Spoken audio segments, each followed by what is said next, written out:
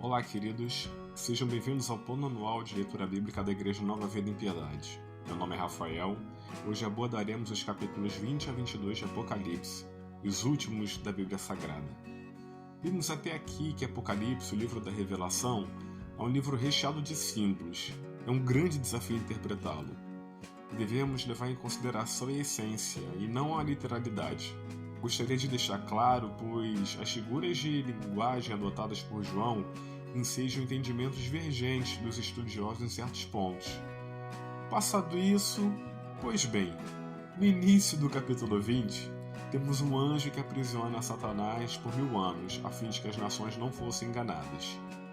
O período do milênio deve ser entendido como a diminuição, o enfraquecimento da posição satânica no mundo. É um período mais intenso de preparação para que o próprio Deus venha habitar conosco. João também observou tronos e sobre eles estavam assentados aqueles que perderam suas vidas por causa do testemunho de Jesus e da palavra de Deus, os que não adoraram a besta e não receberam o sinal na testa nem nas mãos. Estes reviveram e reinaram com Cristo. Entretanto, os demais mortos não reviveram, até que se completassem os 1000 anos. Depois que Satanás sair da prisão, ele seduzirá as nações nos 4 cantos da terra. Elas virão e cercarão o acampamento dos santos. Porém descerá fogo do céu. O diabo será lançado no lago de fogo que arde com enxofre, onde já haviam sido confinados a besta e o falso profeta. Eles serão atormentados dia e noite pelos séculos dos séculos. João teve uma visão do dia do grande julgamento. Os mortos, grandes e pequenos, em pé diante do trono, e alguns livros foram abertos. Livro aberto aqui fala de exposição completa, nada ficará oculto. Todos receberão o justo julgamento de acordo com o que fizeram em vida. Verso 14, então a morte e o Hades, aqui significando o mundo dos mortos, foram atirados no lago de fogo. Esta é a segunda morte, o lago de fogo. E todo aquele cujo nome não foi encontrado escrito no livro da vida foi lançado no lago de fogo. Assim como Jesus disse para Nicodemos, lá em João 3,3, é necessário nascer de novo para ver o reino de Deus. Quem faz parte deste reino não experimenta a segunda morte, que é a mais dolorosa, que é a morte eterna. No verso 6, bem-aventurados os santos que tomam parte da primeira ressurreição.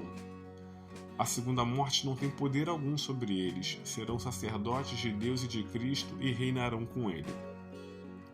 No capítulo 21 e 22, vamos fazer aqui um misto, uma miscelânea. Os 2 primeiros versos do capítulo 21 temos: então vi novo céu e nova terra, pois o primeiro céu e a primeira terra haviam passado, e o mar já não mais existia. Vi também a cidade santa, a nova Jerusalém, que descia dos céus, da parte de Deus, adornada como uma linda noiva para o seu esposo amado. Novos céus e nova terra fala de renovação da ordem até então conhecida, e o fim da separação entre céus e terra, ou seja, não haverá mais separação entre a morada de Deus e a morada dos homens. Aqui, quando João fala de cidade, precisamos entender que não se trata de uma cidade como Rio de Janeiro, Nova York. Assim como a Babilônia representava um sistema global de forte oposição a Deus, que levava muitos à perdição e à ruína, a Nova Jerusalém representa o estabelecimento, o pleno governo de Deus, Pai, Filho e Espírito Santo habitando conosco na terra.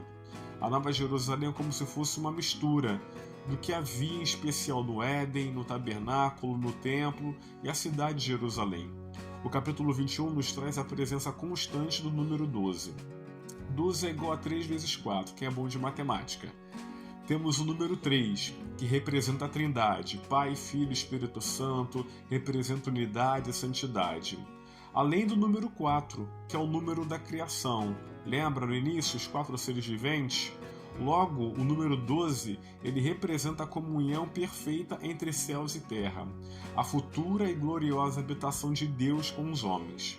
Podemos destacar também que desde o Éden, Deus, o Pai, não vivia plenamente com o homem. Temos no final do livro de Apocalipse, o livro da Revelação, a presença de elementos como o rio de água da vida, árvore da vida que ficava ao lado do rio. Esses versos nos remetem ao Éden. Aliás, o final de Apocalipse guarda similaridades com Gênesis, principalmente na parte que Deus interage com o homem antes da queda. A comunhão perfeita entre o Criador e a criação, sem pecado, mal ou sofrimento. Lá no Éden tínhamos rios, a árvore da vida. Porém, o caminho, a eternidade, foi barrado depois da queda, para que o homem não chegasse. Mas por que isso? O homem buscou a vida eterna, a imortalidade independente de Deus. O homem quis ter poder, ser igual a Deus. As pessoas de hoje não são diferentes de Adão e Eva.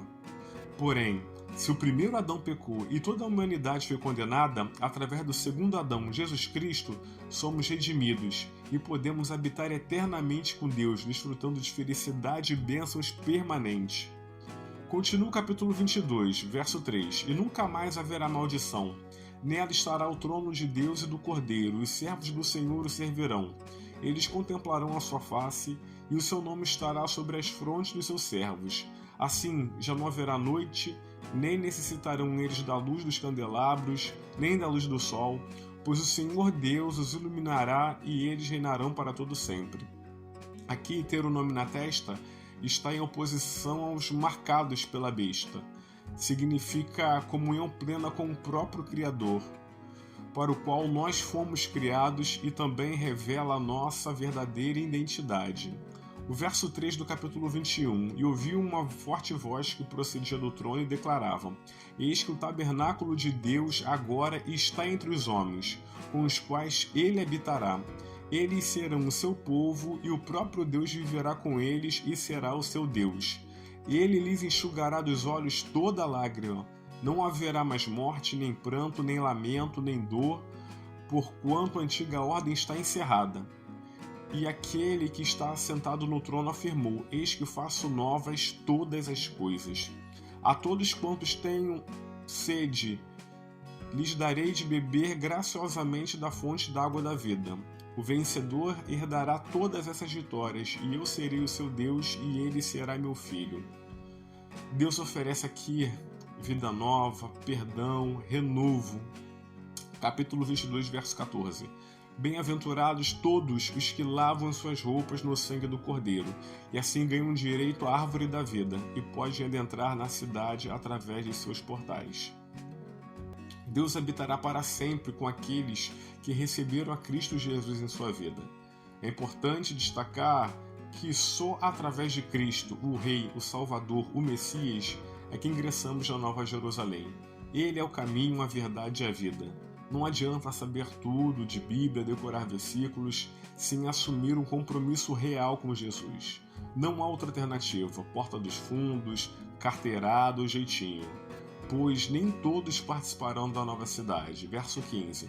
No entanto, ficarão de fora os cães, os bruxos, os ocultistas, os que cometem imoralidades sexuais, assassinos, idólatras e todos os que praticam e amam mentira.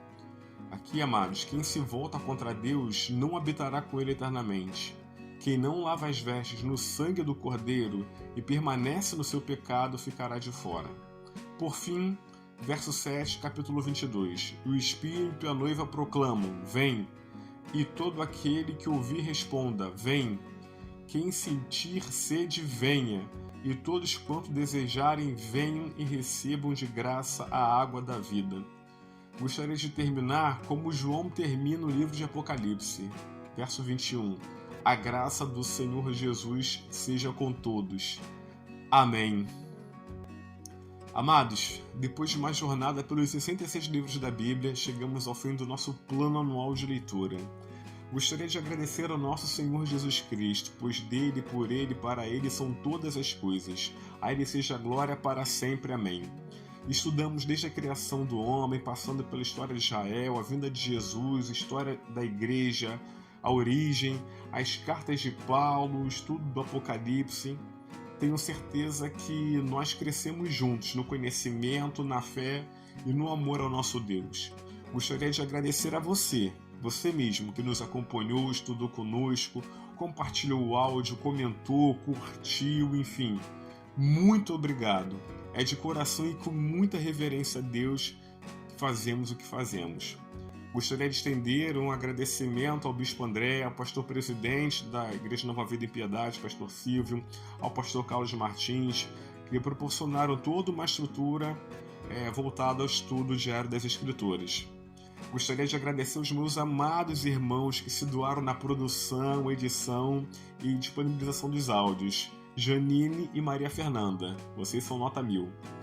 Como também meus companheiros de mensagem. Vocês também não podem ficar de fora, homens e mulheres que toparam o desafio. Eles são muitos e não quero cometer o erro de esquecer de um só nome. Que o Senhor os recompense generosamente por todo o esforço empregado.